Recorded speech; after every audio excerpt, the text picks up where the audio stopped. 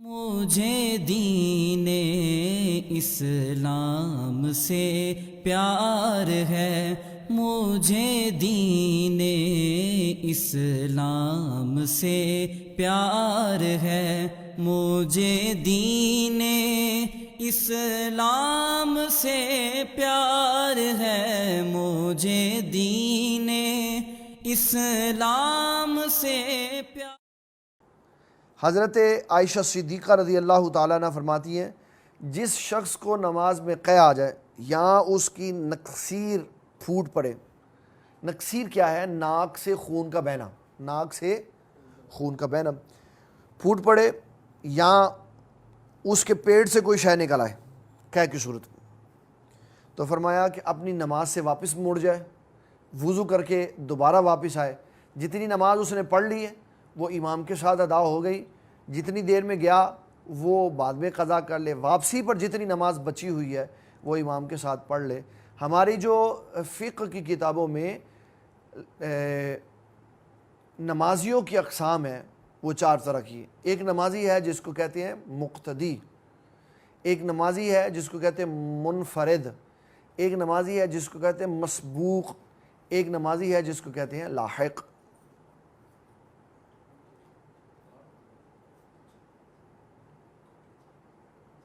Programme چل رہا ہے جی؟ ٹھیک ہے۔ یہ نمازیوں کی چار مختلف قسمیں ہیں۔ وہ نمازی جو منفرد ہے وہ ہے جس نے ساری نماز امام کے بغیر پڑھی۔ وہ نمازی مقتدی ہے جس نے تکبیر تحریمہ سے لے کے سلام تک ہر رکن امام کے ساتھ ادا کیا۔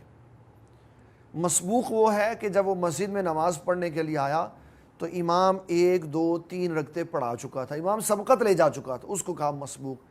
اور لاحق وہ ہے جس کی ابتدا بھی امام کے ساتھ تھی اور انتہا بھی امام کے ساتھ تھی، درمیان میں وضو کے ٹوٹ جانے کی وجہ سے وہ نکل گیا اور واپسی پر آیا تو جو اس کی ایک آدھ رکعت رہ گئی وہ اس نے پھر لاحق کی۔ تو یہ لاحق نمازی ہے۔ یہ نمازیوں کی چار قسمیں ہیں۔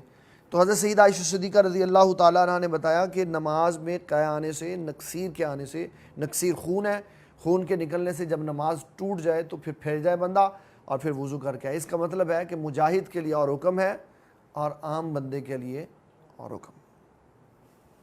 حضرت حسن بصری کہتے ہیں، فرماتے ہیں مسلمان مجاہدین ہمیشہ زخموں میں نماز پڑھتے تھے۔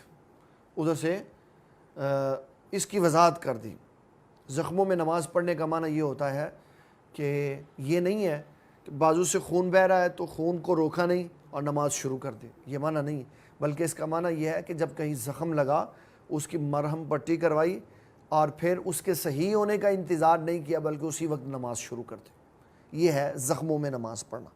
پھر حضرت طاؤس اور حضرت عطا یہ کہتے ہیں کہ مجاہدین میدان جہاد میں جسم سے جب خون نکلتا تھا تو وضو کے لیے نہیں پلٹتے تھے جہاد کی وجہ سے، اور ویسے ہی نماز پڑھ لیا کرتے تھے۔ حضرت عبداللہ ابن عمر رضی اللہ تعالیٰ عنہ کے بارے میں امام بخاری رحمۃ اللہ علیہ فرماتے ہیں کہ آپ کے جسم پر ایک پھنسی تھی جس کے اندر ریشہ اور پیپ تھا، تو آپ نے اس کو دبایا تو پھر آپ نے وضو نہیں کیا۔ اس کا مطلب ہے کہ وہ جو ریشہ اور پیپ نکلا وہ اپنے مخرج کے اوپر ہی کھڑا رہا، دائیں بائیں آگے پیچھے وہ موو نہیں کیا، ہلا نہیں، جب تک جسم کے اندر سے نجاست باہر نکل کے اپنے مخرج سے آگے پیچھے نہیں ہٹے گی، خون ہوگا، ریشہ ہوگا، پیپ ہوگا، ایک مقام کے اوپر کھڑی رہ جائے گی تو وہ قطعاً بھی وضو کو نہیں توڑے گی۔ اس کی میں ایک مثال آپ کو سمجھانے کے لیے بتانے لگا ہوں۔ بعض گھر ایسے ہوتے ہیں جن کے باہر والی دیواروں کے اوپر پتھر لگا ہوتا ہے، اب اس کے ساتھ کوئی رگڑ کھا جائے اس کو کچھ بھی نہیں ہوتا، کیونکہ پتھر میں جو سافٹنس ہوتی ہے اس کی وجہ سے جسم بالکل درست رہتا ہے۔ لیکن جن گھروں کے باہر صرف سیمنٹ ہوا ہوتا ہے، اگر وہاں بندہ کوئی رگڑ کھائے تو وہ کھال اس کی وہاں سے اتر جاتی ہے۔ ایسی صورت میں کہ اگر کسی نے دیوار کے ساتھ رگڑ کھائی اور پوری بازو سے کھال اتر گئی اور چھوٹے چھوٹے ذروں کی طرح خون رسنے لگا، پھر اس نے قمیض پہنی تو ساری قمیض اوپر سے خون آلود ہو گئی، وضو اس کا نہیں ٹوٹا، اس لیے کہ خون اپنے محال سے نکل کر بہا نہیں ہے، اور وضو توڑنے کے لیے ضروری ہے کہ خون اپنے محل سے نکل کر بہہ جائے. تو جب خون اپنے محل سے بہا نہیں وضو ٹوٹا نہیں. قمیض گندی ہو گئی, قمیض کو صاف کر لے, وضو کرنے کی اس کو ضرورت نہیں ہے, کیونکہ وضو ٹوٹنے کے لیے جو شرط تھی وہ نہیں پائی گئی. حضرت عبداللہ ابن عمر رضی اللہ تعالیٰ عنہ کی یہ میں نے بات آپ کو سنائی. اور پھر کہا کہ حضرت ابن ابی اوفا آپ کو نماز میں کچھ متلی آئی اور پانی منہ میں آ گیا, تو آپ نے اس کو اپنے کپڑے سے صاف کر لیا. اور یہ طریقہ کار ہے کہ جب آپ نماز میں ہوں اور آپ کی طبیعت خراب ہو جائے تو یا تو اپنے چادر کے کنارے سے یا اضافی کپڑے سے یا بائیں طرف رخ کر کے اس کو پھینکنے کی اجازت ہے, تاکہ نماز کا تسلسل بحال رہے. قبلے کی طرف پھینکنے کی اجازت نہیں ہے کہ انسان اللہ سے ہم کلام ہے اور اسی کی طرف تھوک دیا اس نے. اور حضور صلی اللہ تعالیٰ علیہ وسلم نے قباء مسجد کے امام کو کہا, آذیت اللہ و رسولہ, تو نے قبلہ کی طرف تھوک کر اللہ اور اس کے رسول کو تکلیف پہنچائی, کہ تو اللہ سے ہم کلام تھا تو اس لیے اس کو ممانعت کر دی. تو حضرت ابن ابی اوفا نے جب تھوک پھینکا, نماز پڑھتے رہے, ٹوٹی نہیں. بڑی سمپل سی بات ہے کہ ان کے اندر سے جو مواد نکلا اس میں زیادہ مقدار خون کی نہیں تھی بلکہ دوسری چیزوں کی تھی, خون کم تھا, اور جب تک خون غالب نہیں ہوگا تو وضو نہیں ٹوٹے گا, تو اس لیے آپ نے نماز پڑھی. اللہ اکبر. اس کے بعد امام بخاری رحمۃ اللہ علیہ نے ایک حدیث مبارک بیان کی ہے. یہ حدیث ہے 176 نمبر. ابو ہریرہ رضی اللہ تعالیٰ عنہ فرماتے ہیں کہ انسان جب عبادت کرنے کے لیے مسجد میں چلا جاتا تو جتنی دیر عبادت سے پہلے اور عبادت کے بعد وہ مسجد میں بیٹھا رہتا ہے اتنا وقت اس کا عبادت میں شمار ہوتا ہے, بشرطے کہ وہ باوضو. اگر اس کو حدث لاحق آ گیا پھر وہ مسجد میں بیٹھا رہے گا تو اس کا وقت پاک گزرے گا, کیونکہ اس میں برائی نہیں کرے گا, اس میں بدنگاہی نہیں ہو سکتی. وقت گناہ سے پاک گزرا, لیکن اس وقت کا نماز کے اندر شمار نہیں ہوگا, کیونکہ نماز کے اندر تبھی شمار ہوگا جب وہ باوضو ہوگا. جب اس نے اپنا وضو توڑ دیا تو اب اس کا یہ وقت نماز کے اندر شمار نہیں ہوگا.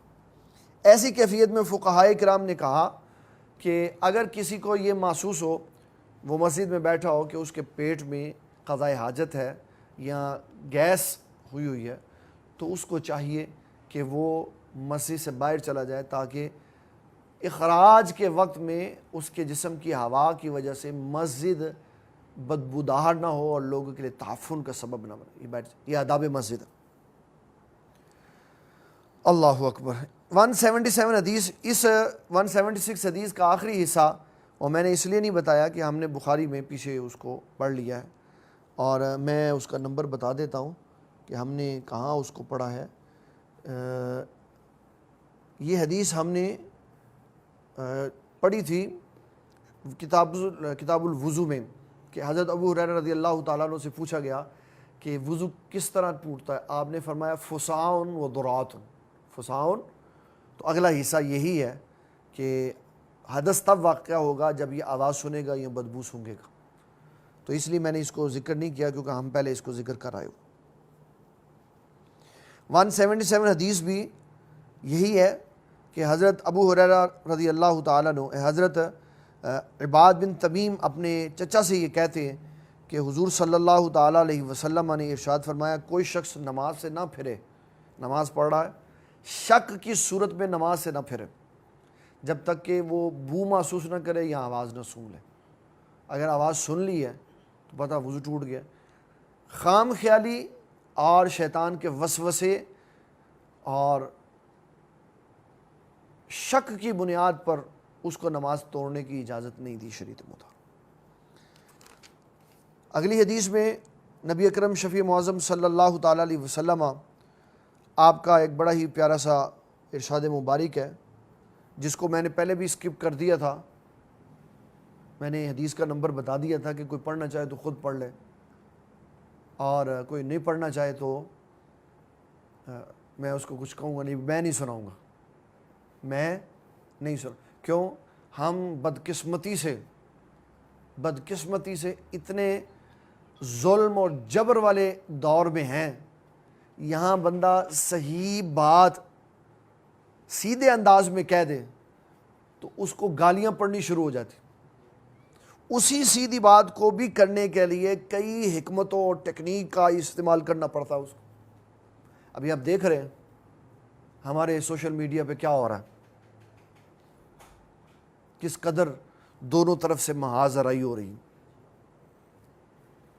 میں اپنے تمام علماء دین اور مشائخ اعظام جو کہ بڑی عظمت اور شانوں کے حامل ہیں ان سے دست بدستہ یہ گزارش کرنا چاہوں گا کہ صحیح بات بھی اچھے انداز میں کریں، اور جس چیز میں آپ یہ محسوس کرتے ہیں کہ اس میں صحیح بات کرنے سے فتنہ ہوگا تو نہ کریں. قوم کا شرازہ آگے بہت زیادہ بکھر چکا ہے، اس کو مزید بکھیرنے کی ضرورت نہیں.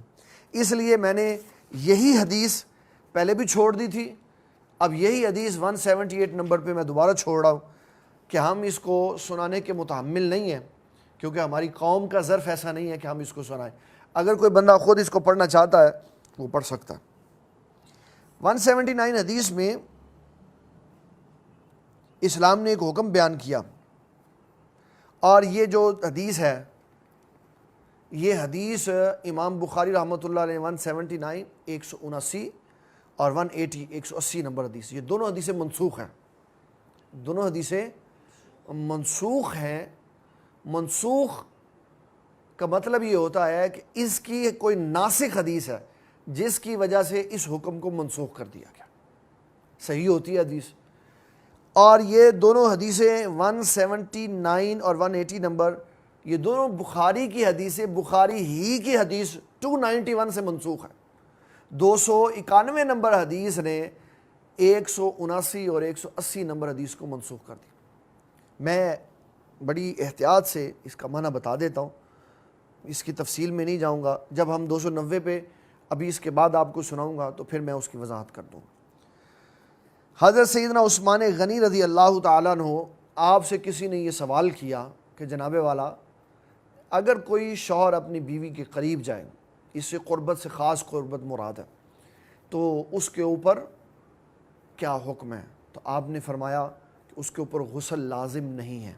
اس کے اوپر غسل لازم نہیں ہے جب تک کہ فراغت فیل نہ کرے. یہ آپ نے اس کو حکم ارشاد فرمایا. اب اس کے اندر جو منسوخیت کی وجہ ہے وہ اس کا ناسخ ہے دوسری حدیث، جس میں نبی صلی اللہ تعالیٰ علیہ وسلم نے یہ ارشاد فرمایا کہ جب کوئی شخص اپنی اہلیہ کے قریب چلا جائے، اس میں جو حدیث ہے میں اس کا ایک لفظ آپ کو بتا دیتا ہوں تاکہ اس لفظ سے سمجھنے میں آسانی ہو جائے. کہ فرمایا اذ التقى الختانان، جب جسم مل جائیں آپس میں تو غسل لازم ہو جاتا. یہ حدیث پچھلی دو حدیثوں کو منسوخ کر دیا. جب ہم غسل کی تفصیل میں جائیں گے پھر میں اس کی وضاحت کر دوں گا. یہاں میں نے صرف یہ بتانا مطلوب و مقصود تھا کہ 179 اور 180 نمبر حدیث یہ دونوں منسوخ ہیں.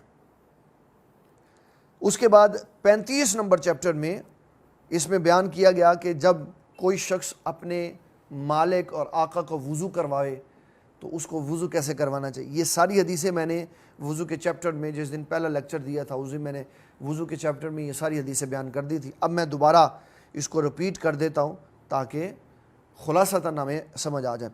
حضرت اسامہ بن زید رضی اللہ تعالیٰ عنہ فرماتے ہیں جب ہم حضور پاک صلی اللہ علیہ وسلم کے ساتھ حج پر گئے تو آپ نے میدان عرفات سے نکلتے ہوئے عرفات اور مزدلفہ کے درمیان میں، عرفات اور مزدلفہ کے یہ جو وقوع ہے نا، محل وقوع، وہ اس طرح ہے کہ پہلے منا ہے،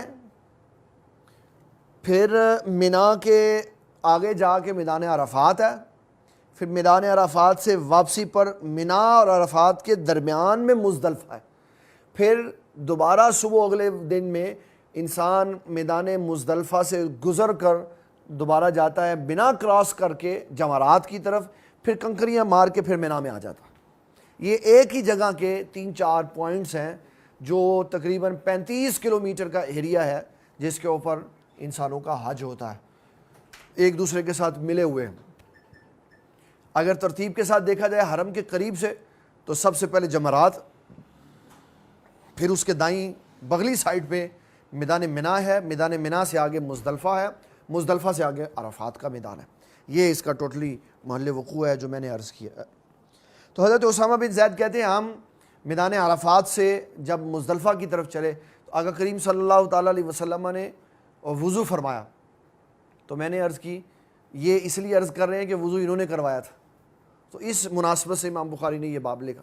کہنے لگے میں نے نبی صلی اللہ تعالیٰ علیہ وسلم سے گزارش کی حضور ہم نماز مغرب پڑھ لیں، مغرب کا وقت ہو گیا.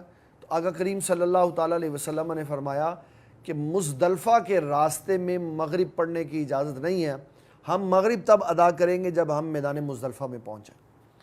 اب کوئی حاجی حج کرنے کے لیے میدان عرفات سے نکلا سورج کے غروب ہونے کے بعد، مغرب تو فرض اسی وقت ہو گئی تھی، لیکن وہ 8 بجے پہنچا تو مزدلفہ میں مغرب اور عشاء پڑھے، 9 بجے پہنچا، 10 بجے پہنچا، 11 بجے پہنچا، 12، 1، 2 فجر تک وہ جب بھی پہنچا پہلے وہ مغرب پڑھے گا، پھر عشاء پڑھے گا، پھر تہجد پڑھے گا، پھر وہ فجر پڑھے گا. یہ اس کی ترتیب ہے. آقا کریم صلی اللہ تعالیٰ علیہ وسلم نے ایسے ہی بیان کیا تھا. تو حضرت اسامہ بن زید رضی اللہ تعالیٰ نے حضور صلی اللہ تعالیٰ علیہ وسلم کو وضو کروایا. پھر اس کے بعد اگلی حدیث میں جو حدیث نمبر 182 ہے، اس میں حضرت مغیرہ بن شعبہ رضی اللہ تعالیٰ عنہ اس کے راوی ہیں. فرماتے ہیں نبی صلی اللہ تعالیٰ علیہ وسلم آپ ایک سفر سے واپسی آئے تو آپ نے اپنے دونوں ہاتھ مبارک دھوئے، اپنے سر کا مسح کیا اور موزوں پر مسح کیا. یہ وضو کے چیپٹر میں نے حدیث بیان کر دی. اگلی حدیث ہے جو سب سے اہم ہے کہ اگر کسی کا وضو ٹوٹ جائے تو کیا وہ وضو کے ٹوٹنے کے بعد تلاوت قرآن مجید بغیر مصحف کو چھوئے کر سکتا؟ قرآن مجید نے یہ حکم ارشاد فرمایا ہے لا یمسہ الا المطہرون. اس کا مطلب ہے جو امام احمد رضا فاضل بریلوی نے کیا ہے وہ مطلب صحیح ہے، جو دوسرے مفسرین نے کیا وہ مطلب صحیح نہیں ہے، وہ مطلب تہمت ہے. وہ مطلب کیا ہے؟ تہمت ہے. تہمت والا معنی کیا ہے؟ تہمت والا معنی یہ ہے کہ قرآن کو بے وضو آدمی نہیں چھو سکتا. یہ تہمت والا معنی. یہ کس کے والا معنی ہے؟ کہ اگر بے وضو بندے نے قرآن مجید پکڑ لیا، اس نے کہا لو جی میں نے قرآن پکڑ لیا، تم تو کہہ رہے تھے کہ اللہ تعالیٰ نے فرمایا بے وضو نہیں اس کو چھوئے گا، تو بے وضو نے تو چھو لیا، تو اس کا مطلب ہے کہ اس کی بات سچی نہیں رہی. اس میں جو گرامیٹیکلی مسئلہ ہے وہ یہ ہے کہ لا یمسہ الا المطہرون، اس کا ترجمہ جملہ خبریہ سے نہیں ہو سکتا، جملہ انشائیہ سے ہوگا. جملہ خبریہ اور جملہ انشائیہ میں فرق. جملہ خبریہ میں سچ اور جھوٹ کی تصدیق ہوتی ہے، اور خبر میں سچ، انشاء میں سچ اور جھوٹ کی تصدیق نہیں ہوتی، بلکہ یہ دعائیہ کلمات کے اوپر ہوتا ہے، یا امر ہوتا ہے یا نہیں ہوتا ہے، یا استفہام ہوتا ہے یا تمنی ہوتا ہے یا ترجی ہوتا ہے یا عقود ہوتا ہے یا ندا ہوتا ہے یا عرض ہوتا ہے یا قسم ہوتا ہے یا تعجب ہوتا ہے. اس میں کسی شے کا سچا ہونا یا جھوٹا ہونا نہیں پایا جاتا. یہ جملہ انشائیہ ہے. لا یمسہ الا المطہرون کا معنی ہے مت چھوؤ مگر باوضو ہو کر. اگر اب کوئی چھو بھی لیتا ہے تو قرآن کے سچے اور جھوٹے ہونے کا اس سے کوئی تعلق نہیں. یہ پابندی لگائی گئی ہے کہ جناب اس کو اس وقت تک نہیں چھونا جب تک وضو نہیں کر لینا. یہ نہیں کہا گیا کہ اس کو بے وضو چھو ہی نہیں سکتا، کافر پکڑ لیتا ہے وہ تو حالت جنابت کی طرح کا ہوتا. وہ کہے گا تم وضو کی بات کرتے ہو، میں تو غسل سے بھی فارغ ہوں. یہ انشاء ہے اور اس کا مطلب ہے اللہ تعالیٰ فرما رہا ہے کہ مت چھوؤ بے وضو، یعنی جب تم نے اس کو چھونا ہو تو وضو کر لو، پاک صاف ہو جاؤ. یہ اس کا خوبصورت اور بہترین ترجمہ ہے جو امام اہل سنت مجدد دین و ملت الشاہ احمد رضا خان فاضل بریلوی رحمۃ اللہ علیہ نے کیا. اس کے تحت جو حدیثیں ہیں وہ میں آپ کو بتا دیتا ہوں. امام بخاری رحمۃ اللہ علیہ فرماتے ہیں حضرت عبداللہ بن عباس رضی اللہ تعالیٰ عنہ، یہ حدیث میں نے ایک ہم نے خاص چیپٹر بیان کیا تھا نماز تہجد کے متعلق، جس میں یہ ذکر ہوا تھا کہ یہ جو حدیث یہ استقبال رمضان کے ٹاپک میں بیان ہوا تھا، کہ جس میں یہ بات کہی گئی تھی کہ نبی صلی اللہ علیہ وسلم رمضان وغیرہ رمضان میں 11 رکعات پڑھتے تھے۔ اس میں پھر میں نے یہ حدیث سنائی تھی کہ حضور صلی اللہ تعالیٰ علیہ وسلم کی اس حدیث میں 12 رکعات ثابت ہیں کہ آپ نے 12 پڑھی، 8 میں آپ کا دائمی معمول تھا۔ ہمارے نقشبندی سلسلے میں 8 رکعتیں پڑھی جاتی تہجد کی۔ کتنی پڑھی جاتی ہیں؟ لیکن وہ نقشبندی بابے ساڑھے بڑے سیانے 8ویں پڑھ دے تو 12ویں پڑھ دے، 8ویں پڑھ دے تو 12ویں پڑھ دے۔ 12 کی میں پڑھ دیں؟ 12 اس طرح پڑھتے ہیں کہ 2 رکعت پڑھتے ہیں تحیت الوضو، 2 رکعتیں کس کی پڑھتے ہیں؟ وضو کے لیے، اور 2 پڑھتے ہیں شکرانے کے لیے، 4 یہ ہو گئی، اور 8 پڑھتے تہجد کی۔ ملا لو تو 12 ہو گئی، علیحدہ کر دو تو 8 ہو گئی۔ تو نبی صلی اللہ علیہ وسلم نے کسی موقع پر 12 بھی پڑھی ہیں، اور علاوہ ازیں آپ کا جو ہمیشگی والا معاملہ ہے وہ نماز تہجد کی 8 رکعات کے اوپر ہے۔ پھر اس کے ساتھ آپ 3 وتر ملاتے تھے۔ تو یہ حضرت عبداللہ ابن عباس رضی اللہ تعالیٰ عنہ کی حدیث مبارک ہے جو میں نے آپ کی خدمت میں عرض کی۔ اگلا چیپٹر ہے، حضرت سیدنا امام بخاری رحمۃ اللہ علیہ فرماتے ہیں نبی اکرم شفیع معظم صلی اللہ تعالیٰ علیہ وسلم، یہ حدیث بھی میں نے سنائی تھی سورج گرہن کے باب میں، کہ سورج گرہن میں آپ نے اپنے اوپر پانی ڈالا اور بتایا کہ جب انسان بے ہوش ہونے والا ہو تو دوران نماز کسی شے کا استعمال کر کے اپنے آپ کو بے ہوشی سے بچا سکتے۔ یہ ساری حدیثیں منسوخ ہیں۔ کیوں؟ یہ اس وقت کی باتیں ہیں جب نماز میں حرکت کرنے کی اجازت ہوتی تھی۔ جب حکم حرکت کرنے کا ختم ہو گیا تو نماز میں ان ساری چیزوں کی اجازت بھی منسوخ ہو گئی کہ آپ جناب پانی اٹھا کے سر پہ پھینک سکتے ہیں، کوئی سلام کرے تو جواب دے سکتے ہیں، کوئی بات کرے تو اشارے سے اس کو سمجھا سکتے ہیں۔ یہ ساری چیزیں اسلام نے منسوخ کر دی۔ اگلا باب ہے باب مسح الرأس کلہ، پورے سر کا مسح کرنا۔ مسنون ہے، کیا ہے؟ مسنون ہے، فرض نہیں ہے۔ فرض میں حدیث دوسری ہے، مسنون میں حدیث یہ ہے۔ 3 میں نے اس کتاب کے شروع میں مسئلے بتائے تھے کہ 3 موقف ہیں سر کے مسح کے بارے میں۔ ایک، اللہ تعالیٰ نے فرمایا سر کا مسح کرو، تو جب مطلقاً حکم ہو تو فرد واحد پر حکم پورا ہو جاتا، اور فرد واحد ہے ایک بال۔ کسی نے اپنے سر کے مسح کرتے ہوئے ایک بال کا مسح کیا تو مسح پورا ہو گیا۔ یہ ایک امام کا قول ہے، ایک امام کا قول ہے پورے سر کا مسح مسنون ہے۔ یہ سب کا اس کے اوپر اتفاق ہے کہ پورے سر کا مسح یہ مسنون ہے۔ فرض کتنا ہے؟ اس میں ائمہ کی 2 جماعتیں۔ ایک امام یہ کہتے ہیں کہ ایک بال اگر مسح کر لیا تو فرض پورا ہو گیا۔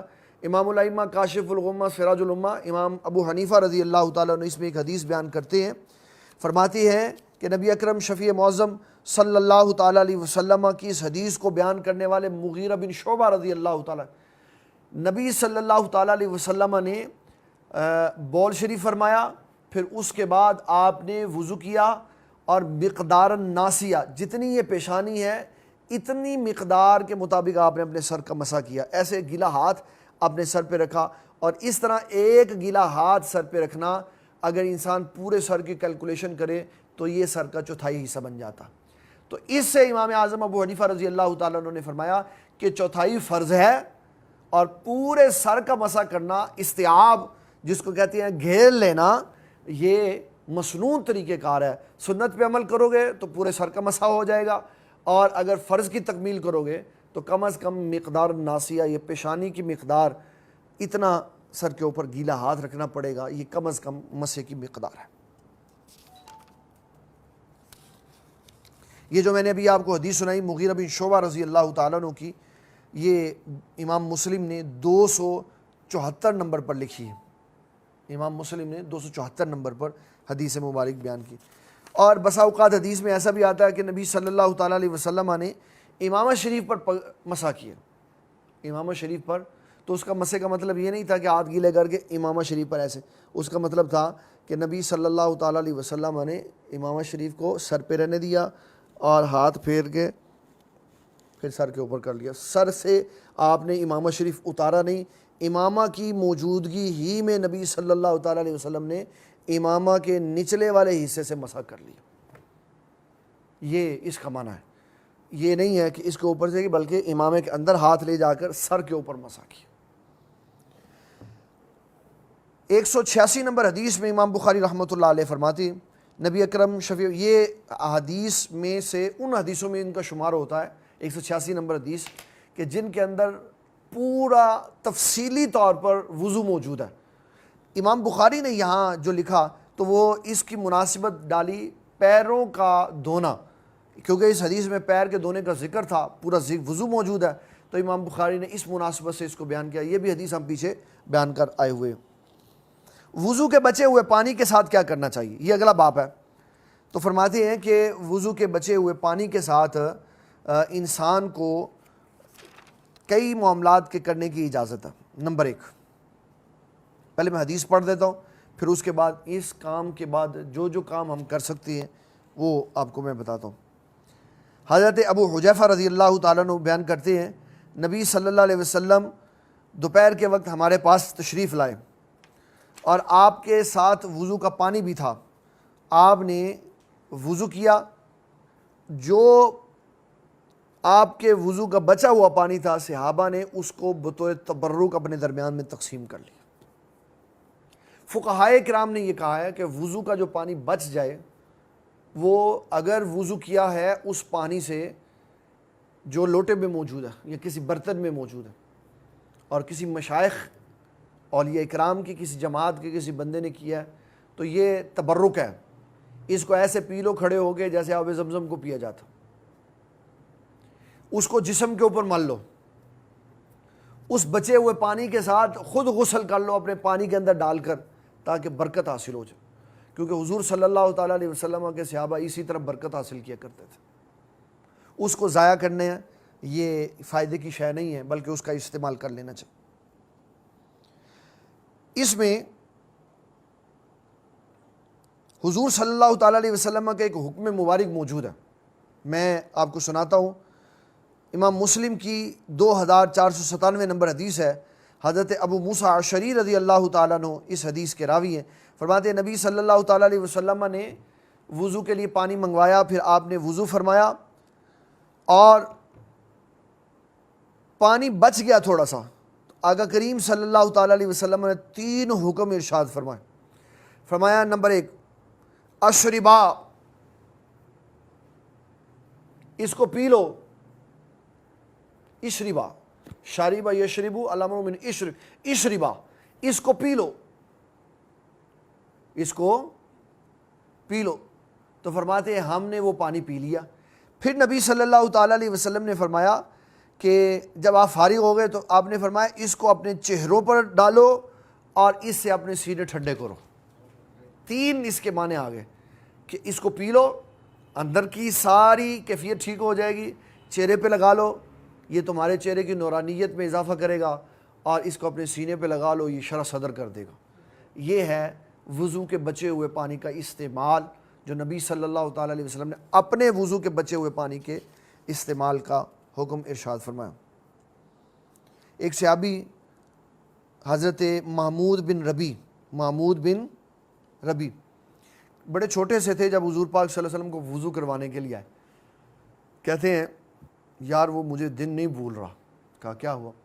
کہا میں نے حضور صلی اللہ تعالیٰ علیہ وسلم کو وضو کروانے کے لیے پانی ڈالا تو آپ نے پانی منہ مبارک میں ڈالا, اور پھر جب آپ نے دیکھا کہ چھوٹا بچہ وضو کرے تو آپ نے وہ کلی میرے منہ پر کی.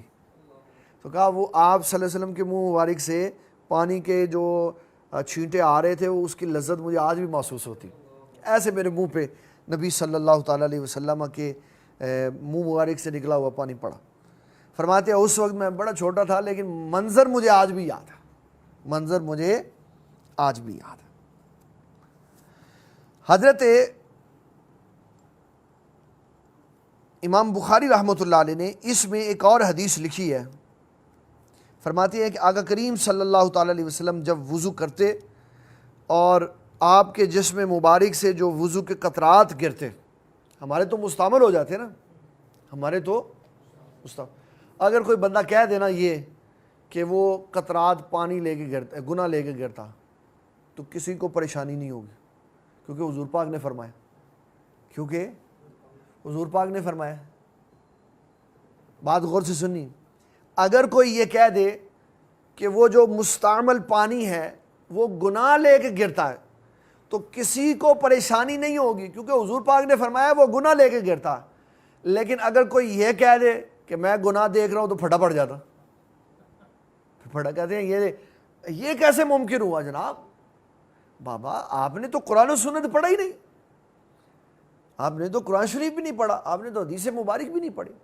نبی صلی اللہ تعالیٰ علیہ وسلم، یہ بخاری میں امام بخاری رحمۃ اللہ علیہ کہتے ہیں، نبی صلی اللہ تعالیٰ علیہ وسلم نے فرمایا کہ اللہ تعالیٰ جل مجدہ الکریم حدیث بیان کرتا ہے، اس کو حدیث قدسی کہتے ہیں، من عادی لی ولیا فقد آذنتہ بالحرب، جو میرے کسی ولی سے دشمنی کرتا ہے میرا اس کے ساتھ اعلان جنگ ہے۔ اور کہا ولی کون ہوتا ہے؟ ولی وہ ہوتا ہے جو فرائض، واجبات، سنتوں کی پابندی کے بعد نفلوں کی کثرت کرتا ہے۔ فَإِذَا سَمَعُ الَّذِي يَسْمَعُ بِهِ وَبَصَرُهُ الَّذِي يُبْصِرُ بِهِ، اللہ فرماتا ہے اس کی آنکھیں میں بن جاتا ہوں۔ تو جس کی آنکھوں میں اللہ کی طاقت ہو وہ پانی بھی دیکھتا ہے اور پانی کے اندر سے گزرنے والے گناہ کے اثرات بھی دیکھتا۔ کیا دیکھتا ہے؟ اس میں کوئی معیوب اور غیر معقولی بات نہیں ہے، غیر معقولی بات نہیں، یہ اسلام کے سکھائے ہوئے اور بتائے ہوئے اصول اور ضابطے ہیں۔ حضرت عثمان غنی رضی اللہ تعالیٰ عنہ نے کہا میری مجلس میں ایسے بندے بیٹھے ہوئے ہیں جن کی آنکھوں سے گناہ کے اثرات ٹپک رہے ہیں، تو لوگوں نے کہا آپ کے اوپر وحی اتری ہے؟ آپ نے فرمایا نہیں وحی نہیں اتری، وحی کا سلسلہ منقطع ہو گیا۔ حضور پاک صلی اللہ علیہ وسلم نے فرمایا تھا اتقوا بفراست المومن فإنہ ینظر بنور اللہ، یہ دونوں طرح سے حدیث آئی، اتقوا بفراست المومن بھی موجود ہے اور اتقوا فراست المومن بھی موجود ہے۔ فرمایا اللہ تعالیٰ جل مجدہ الکریم کے جو بندے ہوتے ہیں مومنین، ان کی فراست نظر سے بچو، وہ اللہ کے نور سے دیکھتے، ان کو نظر آ جاتا، یہاں تک کوئی خرابی نہیں ہوتی، لیکن جو یہ لفظ بدلے جاتے تو خرابی ہو جاتی۔ اللہ اکبر۔ تو نبی اکرم شفیع معظم صلی اللہ تعالیٰ علیہ وسلم آپ کے پیارے صحابی نے یہ بات بتائی۔ اللہ اکبر۔ ایک اور صحابی فرماتے ہیں کہ حضرت صائب بن یزید، میری خالہ مجھے نبی صلی اللہ تعالیٰ علیہ وسلم کے پاس لے کے گئیں اور کہا کہ میرے بھانجے کے سر میں درد ہوتا ہے، آپ اس کے لیے دعا فرمائیں۔ تو نبی صلی اللہ تعالیٰ علیہ وسلم نے فرمایا میں وضو کر لوں پھر دعا کرتا ہوں۔ آقا کریم صلی اللہ تعالیٰ علیہ وسلم نے وضو کیا تو فرماتے ہیں میں آپ کے پیچھے کھڑا تھا تو میں نے آپ کے دو کندھوں کے درمیان میں ختم نبوت کی مہر دیکھی، مہر نبوت کی لگی ہوئی تھی، مہر نبوت کی لگی ہوئی تھی۔ تو فرمایا میں نے مہر نبوت کو دیکھا۔ یہ کون ہے صحابی؟ حضرت صائب بن یزید رضی اللہ تعالیٰ۔ با یزید سے بڑی چڑھ ہے کہ یہ ابو یزید کیوں ہے؟ تو یہ جو ہیں صائب بن یزید، یزید کے بیٹے، نام سے کوئی نہیں فرق پڑتا، نام سے کوئی فرق نہیں پڑتا، کاموں سے فرق پڑتا۔ کئی صحابہ ایسے ہیں جن کے نام کے آگے یزید استعمال ہوتا۔ بعض لوگ صرف اس وجہ سے کرٹیسائز کرتے ہیں کہ بھئی یزید کیوں نام ہے۔ حضور صلی اللہ تعالیٰ علیہ وسلم کے یہ جو اس وقت ہم مضمون پڑھ رہے ہیں، اس میں اس وقت تقریباً وہی حدیثیں بار بار رپیٹ ہو رہی ہیں جو ہم وضو کی ابتدا میں پڑھ رہے ہیں، اس لیے میں اس کے اوپر زیادہ بات نہیں کر رہا اور ان کا خلاصہ بتاتا جا رہا ہوں۔ 191 نمبر حدیث میں ایک چلو کے ساتھ کلی کرنا اور ایک چلو کے ساتھ ناک پہ پانی ڈالنا، یہ حدیث موجود ہے۔ اور باب 42 میں 192 نمبر حدیث میں یہ بیان کیا گیا کہ نبی صلی اللہ تعالیٰ علیہ وسلم نے اپنے سر مبارک کا مسح کیا۔ آگے والا جو باب ہے یہ بڑا زبردست ہے، کہتے ہیں بابو وضوء الرجل مع امراتہ، مرد کا اپنی عورت کے ساتھ، شوہر کا اپنی بیوی کے ساتھ اکٹھے وضو کرنا۔ اور کہا امام بخاری نے باب لکھا وفضل وضوء الامرات، عورت کے بچے ہوئے پانی سے وضو کرنا۔ اس کا مطلب ہے اگر عورت پہلے وضو کر لے تو اس کی چیز مکروہ نہیں ہو جاتی، یہ ایسی بنائی ہوئی باتیں۔ اسلام نے عورت کی بھی عزت و احترام بیان کی ہے، مرد کی بھی عزت و احترام۔ حضور صلی اللہ علیہ وسلم آپ پانی مبارک پی لیتے، سیدہ پاک کہتی کہ حضور مجھے تو معاملات ہے، آپ فرماتے آپ کا منہ بالکل پاک صاف ہے۔ کتنا آپ کا انداز کریمانہ، شفیقانہ، رفیقانہ اور محبت والا تھا۔ حدیث میں سنا دیتا ہوں۔ عبداللہ ابن عمر کہتے ہیں میں نے نبی صلی اللہ تعالیٰ علیہ وسلم کے زمانے میں بڑے بڑے لوگوں کو دیکھا، وہ اور ان کی ازواج ایک ہی برتن میں وضو کرتے تھے، وہ اور ان کی ازواج ایک ہی برتن میں وضو کر لیتے تو کوئی فرق نہیں پڑتا۔ ہمارے ہاں یہ اس لیے نہیں ہو سکتا کیونکہ ہمارے ہاں سسٹم جو ہے وہ تھوڑا سا چینج ہے، بڑے بڑے برتن ہیں نہیں اکٹھے وضو کرنے کے لیے، ایک ہی بیسن لگا ہوا، وہاں ایک ہی بندہ جاتا ہے اندر، پھر وہ وضو کر کے آ جاتا ہے، پھر دوسرا جاتا ہے، پھر وضو کر کے۔ اگر اکٹھے کہیں وضو کرنے کا موقع ملے تو اس سنت کو پورا کرنا چاہیے، یہ بڑا اچھا طریقہ ہے، محبت اس سے بڑھ جاتی۔ اللہ اکبر۔ نبی صلی اللہ تعالیٰ علیہ وسلم نے اپنے وضو کے پانی کو بے ہوش آدمی پر ڈالا۔ یہ آقا کریم صلی اللہ تعالیٰ علیہ وسلم کا اعزاز تھا کہ آپ نے وہ پانی بے ہوش پہ ڈالا تو اس کو ہوش آ گیا۔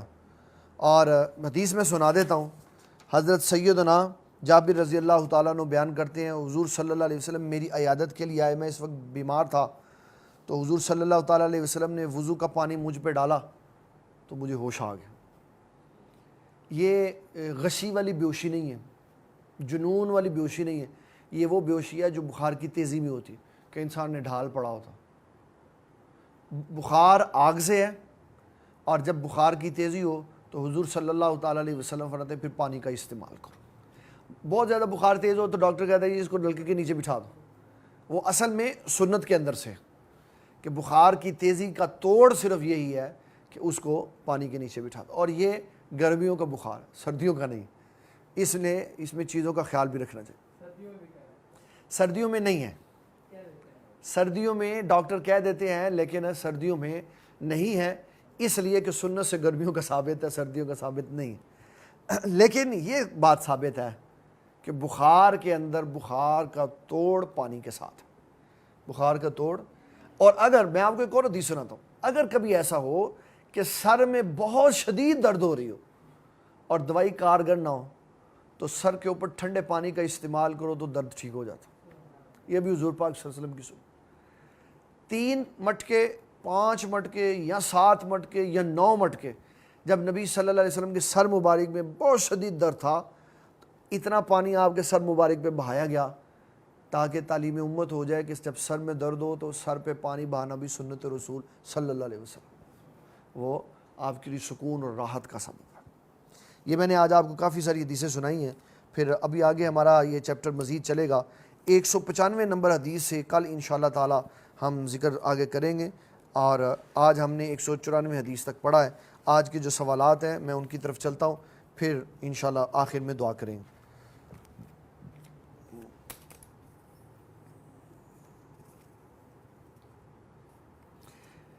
پیارے بھائی کہہ رہے ہیں کہ اگر کوئی شخص وضو اور غسل کے مسائل پر لطیفہ یا فنی ویڈیو بنائے تو اس کا ایسا کرنا کیسا ہے؟ آج کے دور میں فتنوں سے کیسے بچا جا سکتا ہے؟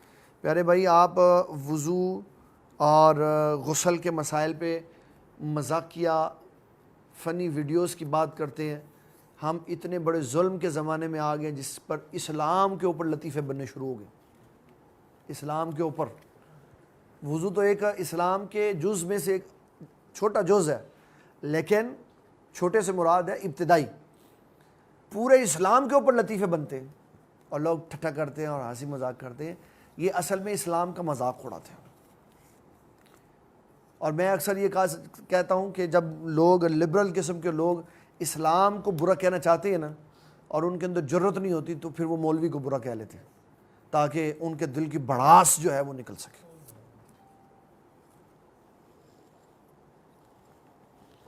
کیا ہم جرابوں کے اوپر مسح کر سکتے ہیں؟ یہ مسئلہ گزر گیا، اس دن میں نے بتا دیا تھا۔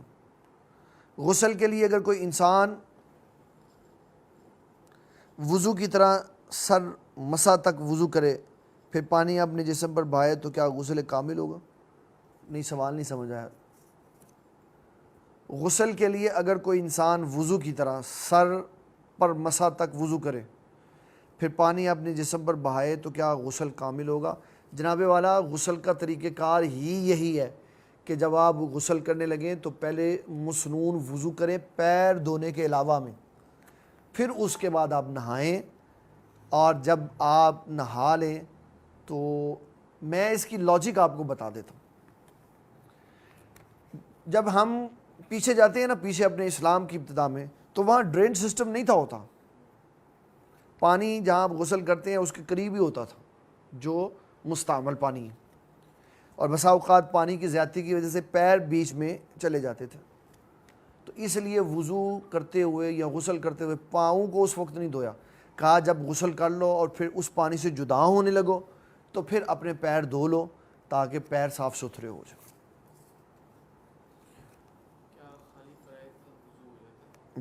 جی وضو ہو جاتا، خالی فرائض کے ساتھ بھی غسل ہو جاتا۔ کوئی مستند حدیث شریف کی کتاب بتا دیں تاکہ اسے جواب دے سکیں، لوگ 360 ایپ سے جواب دیتے ہیں۔ پیارے بھائی، ہم اس کے اوپر ایپ بنوا رہے ہیں انشاءاللہ تعالیٰ، بڑی اللہ تعالیٰ کے گھر میں امید ہے کہ 2021 میں ایپ آ جائے گی انشاءاللہ، اور پھر وہ بڑھتی رہے گی آگے انشاءاللہ تعالیٰ، کیونکہ اس کا پروسیجر سٹارٹ ہو گیا انشاءاللہ۔ سٹارٹ کرنا ہی مشکل ہوتا ہے، ہو گیا تو، اور اس میں ہم انشاءاللہ تبارک و تعالیٰ جو حدیثیں اپنے عبارت النص سے سمجھ آ جاتی ہیں وہ صرف حدیثیں ترجمہ لکھا ہوگا، اور جن حدیثوں کو سمجھنے کے لیے اشارت النص، دلالت النص اور اقتضاء النص کی ضرورت ہوتی ہے، مسائل کی تفہیم کی ضرورت ہوتی ہے، وہ سارے مسئلے ساتھ میں بیچ میں لگائے جائیں گے تاکہ سمجھنے والے کو حدیث کا صحیح معنی سمجھ آ جائے۔ جی رکے ہوئے پانی میں وضو کرنا منع ہے، تو آف دی کیمرہ ڈسکشن ہوئی تھی، آپ نے فرمایا تھا اس کی ایک حد ہے، ذرا وہ بتا دیں کہ رکے ہوئے پانی کی حد کیا ہے؟